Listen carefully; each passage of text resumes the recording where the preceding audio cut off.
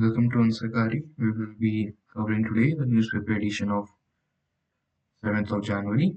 To begin with, the Election Commission of India has said in the Supreme Court today that the EC has a constitutional duty to bar foreigners from voting in India. The Election Commission has defended its special intensive revision in the Supreme Court. It has insisted that it has power to verify citizenship under the Constitution. It has called for claims of the exercise being a parallel NRC rhetoric, and further, it has said that rule revision counts only legal adults, unlike citizenship registers. The Election Commission maintained that it has the constitutional power, even a constitutional duty, to ensure that not a single foreigner, as far as possible, occupies space in the nation's electoral rules. The SIR kicked off in Bihar last year and expanded to cover more than 12 states and union territories in the ongoing second phase. Rakesh Dwivedi, the senior advocate for Election Commission, iterated that the Election Commission has a constitutional duty, not just in constitutional power, to ensure no foreigners are there on the electoral rolls. It is not important how many foreigners are found. It was repeatedly asked of us to show how many foreigners were found in Bihar, but that is not important. Even if there was one foreigner, he had to be excluded. We are not concerned with the rhetoric of political parties. They may be right or wrong. As the Election Commission, it is a constitutional duty to ensure that there are no foreign voters as far as possible. The Election Commission also flagged the faulty comparison between the National Citizen Register, the NRC, has said that in the NRC, all citizens, even those of unsound mind, were tallied, the Election Commission said, but in the SIR, only those adults that are above the age of 18 years are to be counted. Only eligible citizens under the universal adult suffrage. The EC differentiated between the NRC conducted in Assam and the special revision of electoral rules underway in the state. Moving on.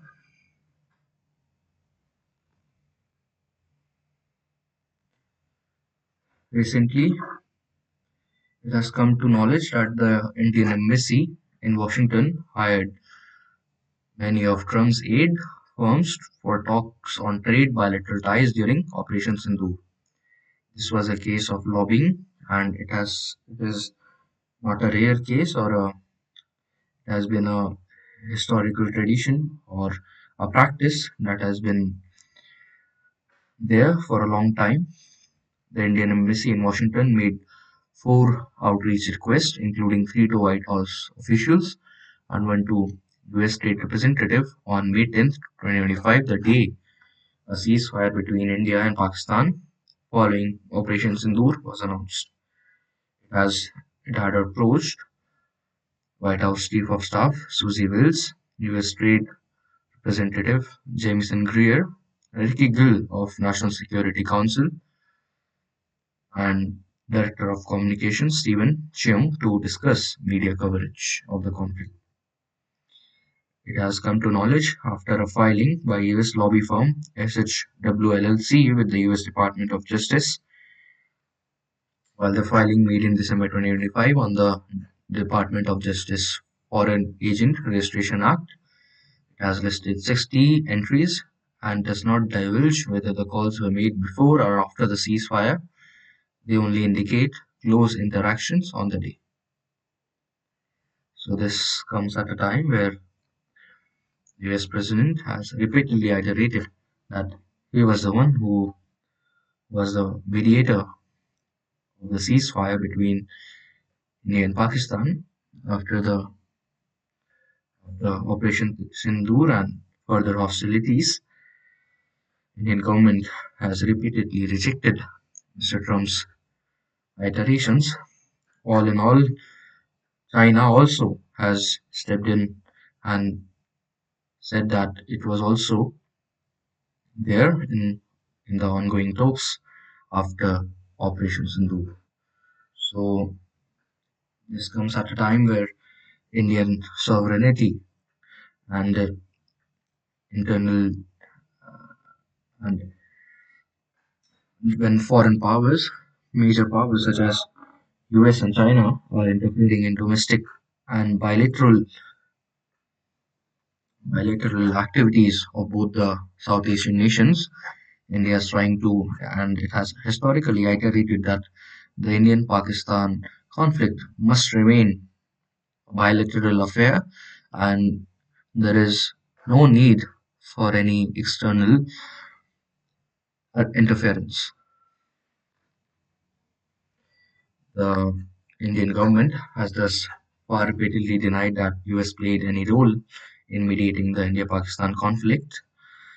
Responding to an question, the Indian embassy did not deny the filings, and it has said that only hiring lobbyists is a standard practice in order to augment outreach. The Indian embassy has hired such firms consistent with local practice and requirements under successive governments since 1950s. Moving on, the Indian Space Research Organization has called for proposals from Indian scientists to analyze data from the Aditya L1 spacecraft. The It comes on the second anniversary of India's maiden solar mission, Aditya L1, reaching the Lagrangian point L1. The Lagrangian point is a sort of equilibrium of gravitational forces between the sun and the earth, where the forces from the earth and the sun gets cancelled out, and it it is in an orbit where there is an equilibrium and it flows in the space. So the ISRO on has made the announcement of opportunity soliciting proposals for the first Euro cycle. The Aditya L1 spacecraft reached the L1 point on January 6, 2024, and 27 days after it was launched on September 2, 2023. And since then, it is making continuous and comprehensive observations of the Sun from the Sun-Earth L1 point. According to ISRO, scientific data from the mission are regularly released in public domain for global scientific utilization. Maximize return. At present, there are more than 23 terabytes data in public domain, and several important scientific results have been published in international peer-reviewed journals. Further maximize the scientific return from the unique mission, the ISRO has released the first announcement of opportunities inviting proposals from the Indian solar physics community for the L1 observation time. It had added that L1 pointed located approximately 1.5 kilometers away from Earth, offering the unique advantage of continuous uninterrupted observations of the Sun, free from eclipses or occultation. These announcements soliciting proposals for Aditya L1 is open to Indian scientists and researchers residing and working at institutes, universities, and colleges throughout India.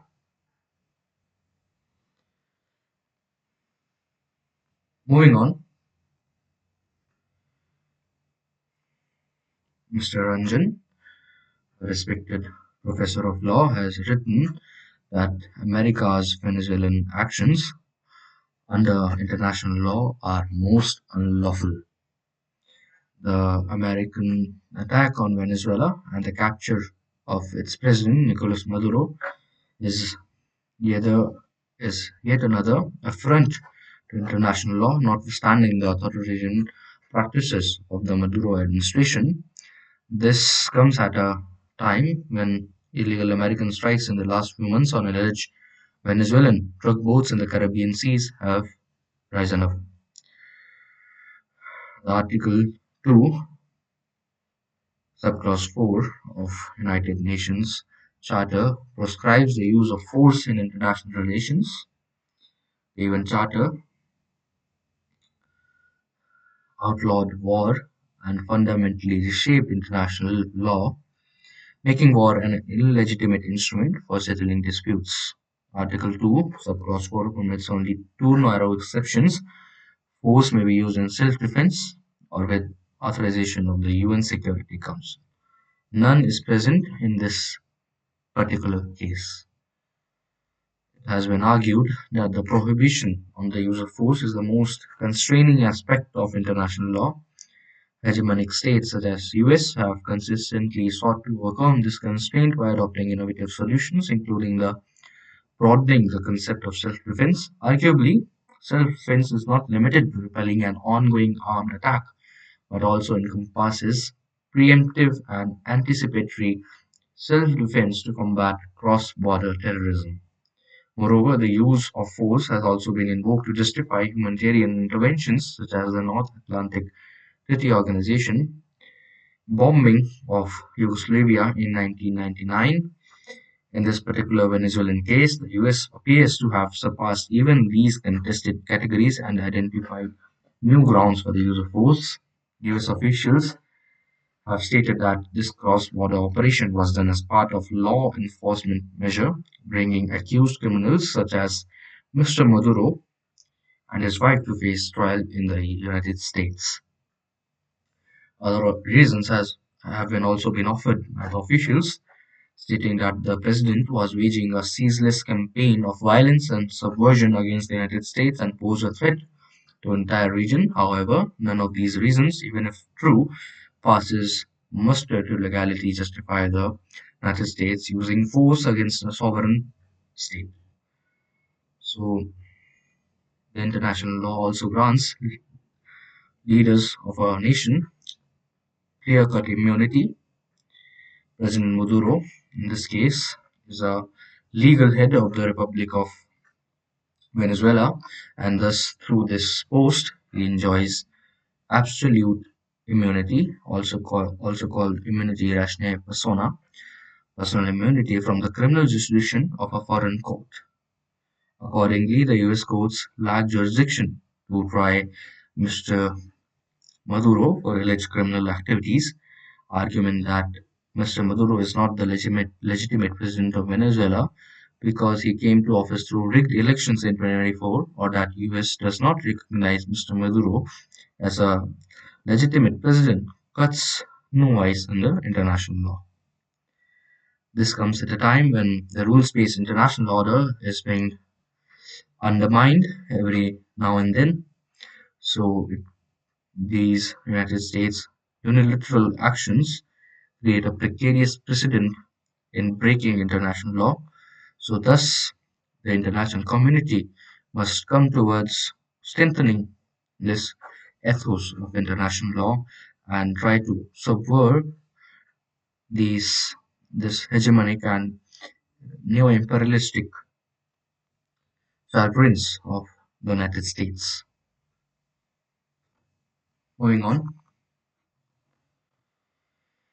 lastly today, India's health sector has been struggling and certain aspects have been highlighted in this particular article.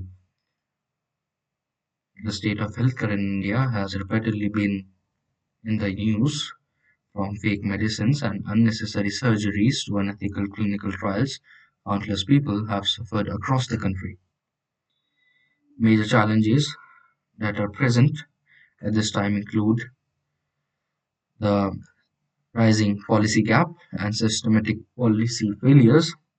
Furthermore, consumption of ultra-processed foods is driving an epidemic of non-communicable disease, while unchecked air, water, and soil pollution, along with climate change, are pushing millions more into sickness. Most of the existing problems include that the ASHA workers that from the backbone of the healthcare industry, especially in the rural landscape, are continuously struggling for their rights and working conditions for healthcare workers in most public hospitals in India remain abysmal. Privatization further compounds the problem, with private equity increasingly driving India's private healthcare industry.